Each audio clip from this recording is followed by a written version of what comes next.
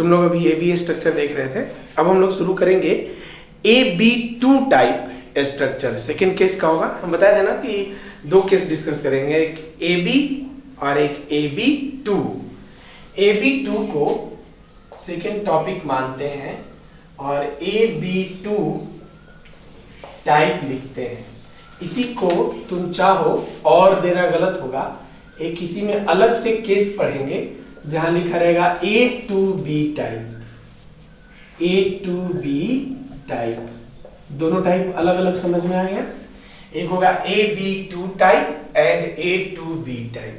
पहले डिस्कस करेंगे case 1 AB2 type. इस टाइप का सबसे अच्छा एग्जांपल होता है CaF2।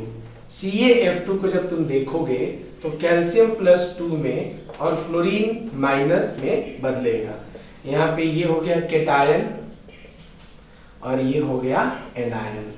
अभी तक बताते आए हैं कि हमेशा एनायन क्लोज पैकिंग करते हैं, यही बताया है कि एनायन हमेशा क्लोज पैकिंग करते हैं और केटायन वायर्स में जाके बैठते हैं।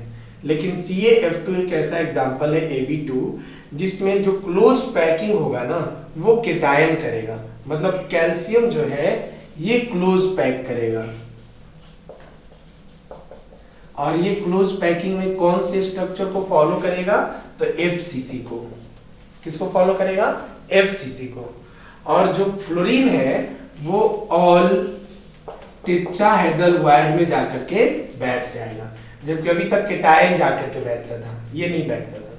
ठीक है, इसका कॉमन एग्जांपल देख लेते हैं। यहाँ पे कॉमन एग्जांपल मतलब पोजीशन, सॉरी, इसका पोजीशन देख लेते हैं कि ये कहाँ पर रहता है एग्जैक्टली। जैसे यहाँ ऐसे स्ट्रक्चर बना लिए, कैल्शियम +2 जाकर के इस कॉर्नर पर बैठ जाएगा, ये तुम्हारा बैठेगा कैल्शियम +2। तुमको ही पता है कि जो टेट्राहेड्रल वायर्ड होते हैं वो बॉडी डायगोनल पे होते हैं, मतलब यहाँ पे जाकर के कौन बैठेगा? फ्लोरीन माइनस बैठेगा। अब यहाँ पे हम लोग हेडिंग देख करके लिखते हैं कि नंबर ऑफ कैल्शियम +2 पर यूनिट सेल, ये हर केस में निकालना है।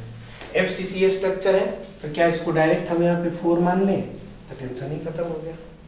उसी तरह से number of F- per unit sale, तुमको भी पता है कि एक बॉडी डायगोनल पे 2 टेट्राहेड्रल वायर बैठते हैं, इसका मतलब टोटल 4 एटम है तो 8 टेट्राहेड्रल वायर बैठेंगे। क्लियर हो गया? इसलिए जब फॉर्मूला बनाओगे तो क्या लिखोगे फॉर्मूला में? लिखोगे CA4 और F8। इसी का इंपीरिकल फॉर्मूला क्या बनेगा? CaF2। ये लो, बहुत इंपॉर्टेंट टॉपिक था। अब यहाँ पे एक टर्म्स पूछता है कोऑर्डिनेशन नंबर। कोऑर्डिनेशन नंबर भी यहाँ डिस्कस कर लेते हैं। कोऑर्डिनेशन नंबर, पहले ये देखो, इसका कोऑर्डिनेशन नंबर चलते हैं। अच्छा एक बात बताओ, यहाँ पे जैसे समझना मेरी बात, जो कैल्शियम है, कैल्शियम ये कॉर्नर पे से बैठा है और ये कॉर्नर से एक इधर एटम गया है, एक इसके पीछे वाले यूनिट सेल में जाएगा, एक आगे आएगा, मतलब नीचे टोटल 4 यूनिट सेल बनाएंगे ना, 4 यूनिट सेल नीचे और 4 यूनिट सेल ऊपर, ऐसे। क्योंकि एक कॉर्नर 8 जगह पे कॉमन होता है, पता ही होगा तुम लोगों को। तो यहाँ पे लिखोगे 8 अगर कॉमन है तो तुम ही बताओ जो यहाँ पे बैठा होगा उसका कोऑर्डिनेशन नंबर तो 8 हो जाएगा।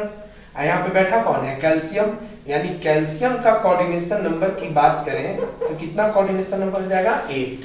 Coordination number of calcium +2 = 8 and coordination number of fluorine minus = जरा सोचो, वो तो यहाँ बैठा हुआ है यानी टेट्राहेड्रल वायर्ड में, और टेट्राहेड्रल वायर्ड में तुमको याद होगा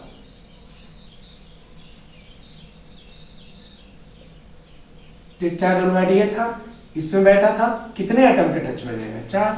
कोऑर्डिनेशन नंबर 4। मतलब अब फार्मूला देखो, यहाँ पे जब इसको ले रहे हैं तो ये 4:8 आ रहा है और कोऑर्डिनेशन नंबर इसका जस्ट अपोजिट। देखो यहाँ कैल्शियम का नंबर 4 है, यहाँ कैल्शियम का कोऑर्डिनेशन नंबर 8 है, तो ये बात एक दूसरे का अपोजिट होता है, यही इसकी खासियत है। ये बहुत इंपॉर्टेंट क्वेश्चन था, मतलब बहुत इंपॉर्टेंट टॉपिक था।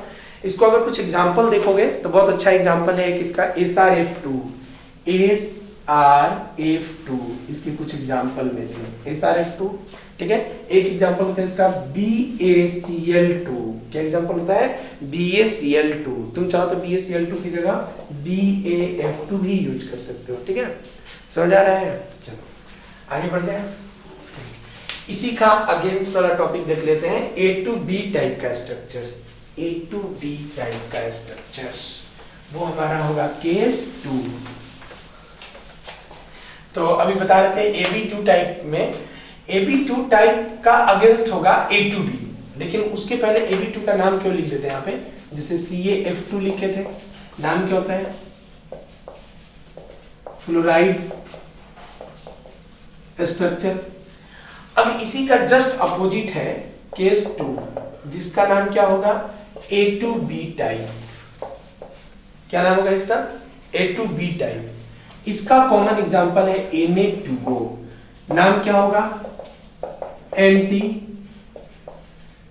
Fluoride structure. अब हमारा ये नाम लिखते ही तुमको पूरी बात मेरी समझ में आ गई होगी। जैसे क्या क्या समझ में आना है, ये देखो, पहले यहाँ पे जब AB2 लिखे हो CaF2 का तो फ्लोराइड कंसीडर किए थे, A to B anti fluoride.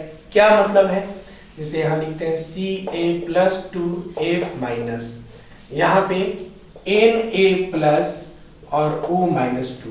ध्यान से देखो, 2 फ्लोरीन और 1 कैल्शियम है, यहाँ 2 सोडियम और 1 ऑक्सीजन है। इसका मतलब ये हुआ कि जब इसका स्ट्रक्चर बनाओगे,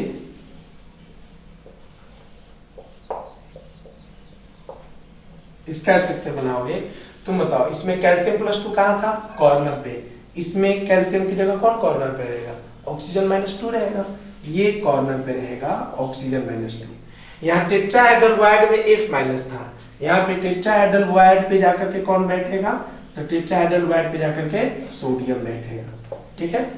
फिर सेम कोऑर्डिनेशन नंबर फार्मूला सब वही आएगा। जैसे मान लो यहाँ पे number of atom of sodium plus निकालोगे तो सोडियम प्लस कहाँ बैठा है, टेट्राहेड्रल वॉइड पे, तो 8 आएगा।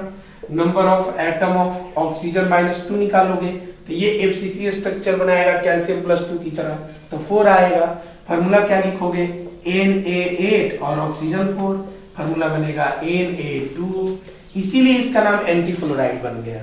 क्लियर हो गया? बाकी सब कुछ सेम है। कोऑर्डिनेशन नंबर यहाँ पे जैसे कैल्शियम का कोऑर्डिनेशन नंबर था 8, यहाँ सोडियम चूंकि टेट्राहेड्रल वॉइड में तो इसका कोऑर्डिनेशन नंबर 4 और ऑक्सीजन का कोऑर्डिनेशन नंबर 8 हो जाएगा, बदल जाएगा, जस्ट इसका अपोजिट। इसमें और कोई तो बात समझ में आ रहा है ना, क्लियर हो रहा है मेरी बात, ये दोनों समझ में आया। जैसे ही अगर तुमको ये समझ में आया तो हम तुमको बता दे अब कि हमारा जितना टॉपिक था सॉलिड स्टेट का सब कंप्लीट हो गया।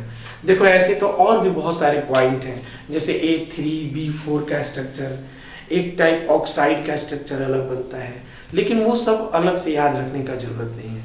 जितना हम बताए हैं इतने से तुम नीट, जेईई मेन, एडवांस कोई क्वेश्चन करो तुमसे बनेगा। और इसीलिए हम आईआईटी का सेशन ही लेंगे, हम क्वेश्चन आईआईटी का करा के दिखाएंगे तुमको। किसी ईयर का सारा क्वेश्चन सॉलिड स्टेट का करो, तुमसे बनेगा, ठीक है। तो उम्मीद है कि तुमको सॉलिड स्टेट चैप्टर बहुत अच्छे से समझ में आया होगा।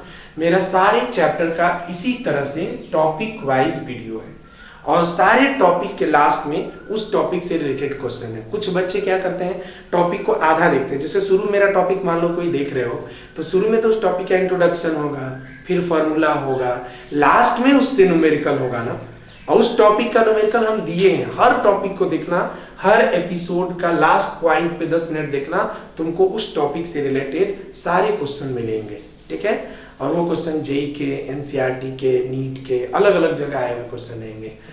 तो यहीं से हमारा ये टॉपिक का थियरी पार्ट कंप्लीट होता है। अब हम लोग एनसीईआरटी का एक सेशन लेंगे, एक जेईई का सेशन, एक मेडिकल का सेशन, और इसी के साथ हमारा ये चैप्टर कंप्लीट होगा। Thank you.